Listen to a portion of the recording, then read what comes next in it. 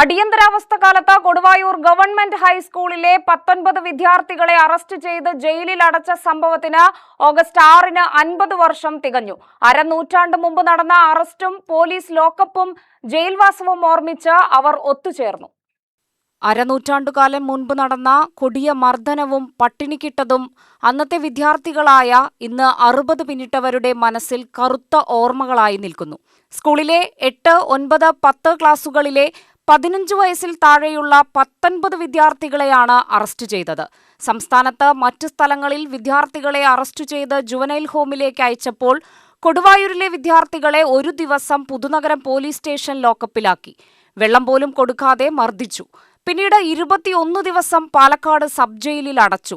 അന്ന് DGPക്ക് പകരം പോലീസ് മേധാവി IG ആയിരുന്നു. IG VN രാജൻ കൊടുവായൂർ എത്തനൂർ സ്വദേശിയും കൊടുവായൂർ ഗവൺമെന്റ് ഹൈസ്കൂളിലെ പൂർവ്വ വിദ്യാർത്ഥിയുമായിരുന്നു. DIG ജയറാം പടിക്കൽ കൊടുവായൂരിനു സമീപത്തെ പെരുമ്പ് സ്വദേശിയുമായിരുന്നു. അടിയന്തരാവസ്ഥ കാലത്തെ 2 ഉന്നത പോലീസ് ഉദ്യോഗസ്ഥരുടെ നാട്ടുകാരായ വിദ്യാർത്ഥികൾക്കാണ് കൊടിയ മർദ്ദനമേൽക്കേണ്ടി വന്നത്. പുതുനഗരം പോലീസ് സ്റ്റേഷനിൽ 15 വയസ്സ് താഴെയുള്ള കുട്ടികളെ വെള്ളം പോലും നൽകാതെ ക്രൂരമായി മർദ്ദിച്ചു. ആ മർദ്ദനത്തിന്റെ ഓർമ്മകൾ ഇന്നും പലരുടെയും മനസ്സിൽ നിന്ന് മാഞ്ഞിട്ടില്ല. വ്യാഴാഴ്ച രാവിലെ കൊടുവായൂർ പഞ്ചായത്ത് കമ്മ്യൂണിറ്റി ഹാളിലാണ് 50-ാം വർഷത്തിന്റെ ഓർമ്മ പുതുക്കൽ പരിപാടി SFI സംസ്ഥാന സെക്രട്ടറി PS സജീവ് ഉദ്ഘാടനം ചെയ്തു. മനുഷ്യാവകാശം ലംഘിക്കപ്പെടുന്ന അല്ലെങ്കിൽ രാജ്യത്തിന്റെ നിയമം തന്നെ നിലനിൽക്കാത്ത ഒരു സമയത്ത് നിങ്ങൾ ജയിലിൽ പോയാൽ നിങ്ങൾ തിരികെ വരണമെന്ന് യാതൊരു നിർബന്ധവും ഭരണകൂടത്തിനില്ല. നിങ്ങൾ അവിടെയുണ്ട് എന്നതിന്റെ ഒരു രേഖകളും ഒരു തെളിവും ആരുടെ കൈകളിലും ഉണ്ടാവില്ല. എന്താണ് അർദ്ധ ഫാസിസം കൊണ്ട് ഉദ്ദേശിക്കുന്നത് എന്ന് പ്രായോഗികപരമായി ഇന്ത്യയെ പഠിപ്പിച്ച രാഷ്ട്രീയ പാർട്ടിയാണ് കോൺഗ്രസ്.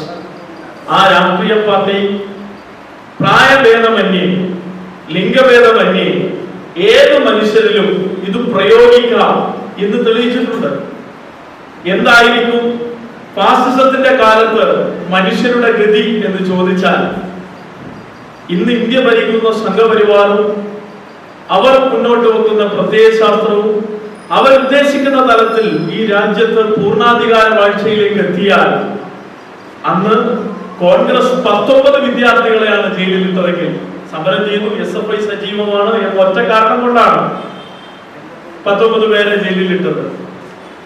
അങ്ങനെയാണെങ്കിൽ ഇന്നത്തെ സ്ഥിതിയിൽ ആരെയൊക്കെ ആയിരിക്കും ജയിലിലിടുക? എത്ര പേരെയായിരിക്കും അവശേഷിപ്പിക്കുക? എന്തായിരിക്കും സ്ഥിതി? അതിൽ സ്ത്രീകളെന്നോ കുട്ടികളെന്നോ അബലകരെന്നോ ആരെന്നോ വ്യത്യാസമില്ല എന്ന് നമ്മൾ മനസ്സിലാക്കണം. അധികാര വാഴ്ചയ്ക്ക് മനുഷ്യരുടെ ഈ അവസ്ഥകളൊന്നും വിഷയമേ അല്ല. വ്യത്യസ്ത അഭിപ്രായങ്ങൾ വരാതിരിക്കുക, തങ്ങളെ ചോദ്യം ചെയ്യാതിരിക്കുക, തങ്ങളിൽ നിന്നും വ്യത്യസ്തമായ ഒന്നുമേ നിലനിൽക്കാതിരിക്കുക, ഇതാണ് അമിതാധികാരത്തിന്റെ ഏറ്റവും വലിയ ദുഷ്പ്രവണത.